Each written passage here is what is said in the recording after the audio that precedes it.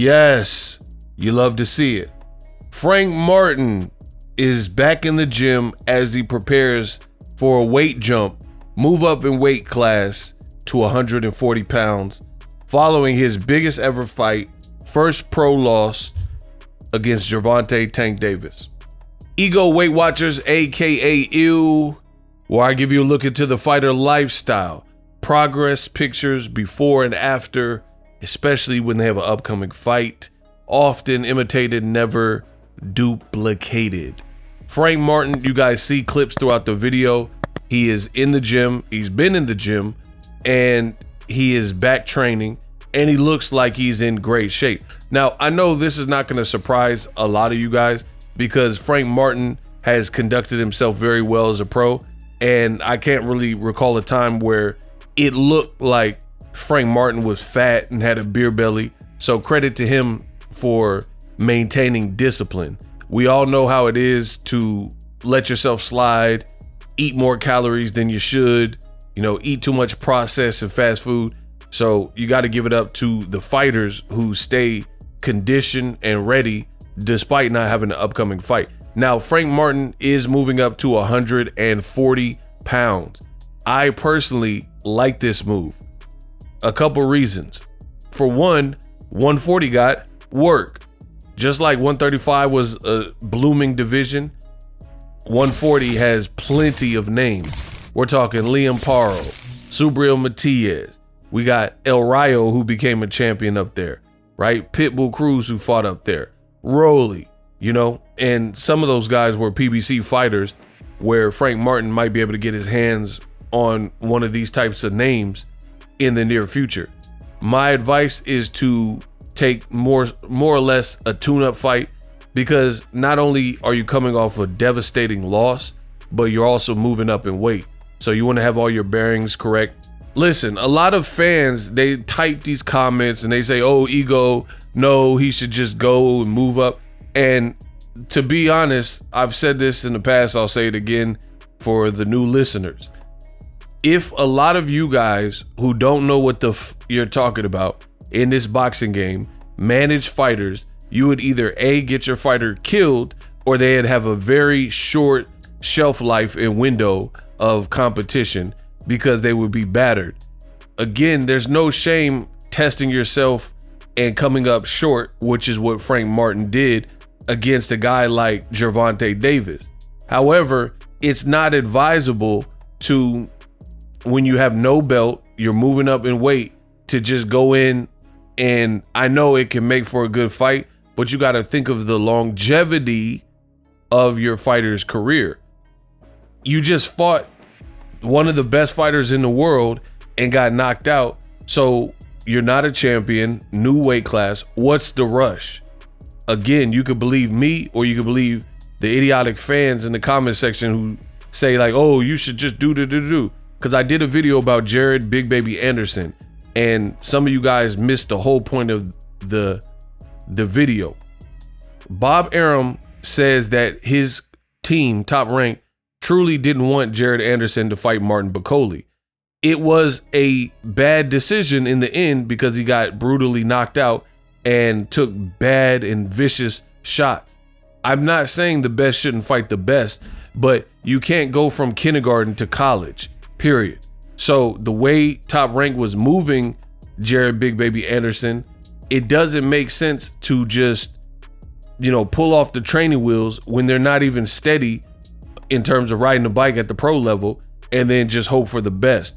More often, you hurt the progress and development of your fighter. And more often than not, that's how these fights look, unless you're adequately groomed and prepared and ready and developed to take those shots, right? You look at when Edgar Berlanga just fought Canelo. You went from Irish random opponents from Eddie Hearn on DAZN all the way to Canelo. Now, I get it. In that case, you get the Canelo call, and most people aren't turning that down because it's the career best money to that point that you've ever made. So for the opportunity and for the money, I get it why people would take it. But nonetheless, it doesn't benefit the fighter to not really be ready and then, take these big fights. Again, when you're fighting a Tank, you're fighting a Canelo, they're at the top of the totem pole. So I can understand why Frank Martin would choose to take the Tank fight and why Berlanga would choose to take the Canelo fight. But now that you guys have lost, it doesn't really make sense. You have no pressure. You're off of a decided loss against the A level. You don't really have to immediately return back to that caliber.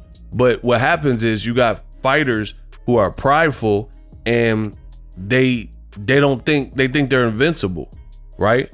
Like Tim Tszyu. Tim Tszyu, he was coming off the Fundora loss, contested loss, coming off of an injury, and he immediately went for a title. You didn't have to do that. What I'm saying is the expectation coming off of a loss is not really there for you to have to go and challenge for a title or fight another elite person right off the bat. So hopefully these fighters learn and stay in the lane that they should be in. Coming from the more devastating the loss, I feel like the more you need to take a tune-up fight. So it'll be interesting to see what Frank Martin has in store. And I'm not saying a cherry pick fight, like just fight a nobody. I'm just saying you shouldn't go back up to the exact level, like a Gervonta Davis level straight away. It's just not really sensible. Now there's other names that have had their ups and downs. Match like a Frank Martin with a Rolly. That would make sense because Rolly, he's had opportunities top level against Tank, against what people thought he should have lost, Ishmael Barroso, who just recently lost, and also Pitbull Cruz. And then he lost those fights. Then he came back and got a victory, recently. So I think like that would probably be a good starting point. You don't want to go up to, the highest person in the division straight away, unless at least the business makes sense and it makes a whole lot of money. But I do like Frank Martin. It's great to see he is back in shape. Not that he ever left, but he's moving up, and I guess you could say it like this. Sometimes when a person takes a bad L, especially a viral knockout against a superstar like Tank, you don't really know how a fighter will respond to that because it's embarrassing.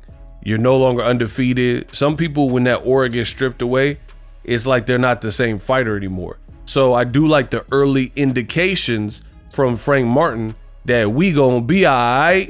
We gonna be all right because he looks like he's kind of over it. He understands he made some mistakes in how he approached it. You learn and you get better. That's what you should do. Frank Martin has the ability to do kind of what Caleb Plant is doing. There's nothing wrong with that. Lose to Canelo, top level. Redeem yourself with the great win over Anthony Durrell. Lose to David Benavidez in a very tough fight where you still show you're a dog. And then now you're coming back and you're getting a knockout win over Trevor McCumbee and stuff like that. That's what I'm talking about you should do, right? Take a fight just to get all your ish right and get your bearings back. Then you go after the big dogs again if you feel like, hey, I'm right back into the frying pan. I just don't think your very next fight, particularly coming off a bad loss, should be the highest level of competition in most cases, unless it's just like game-changing money. Ego Weight Watchers, aka Ew.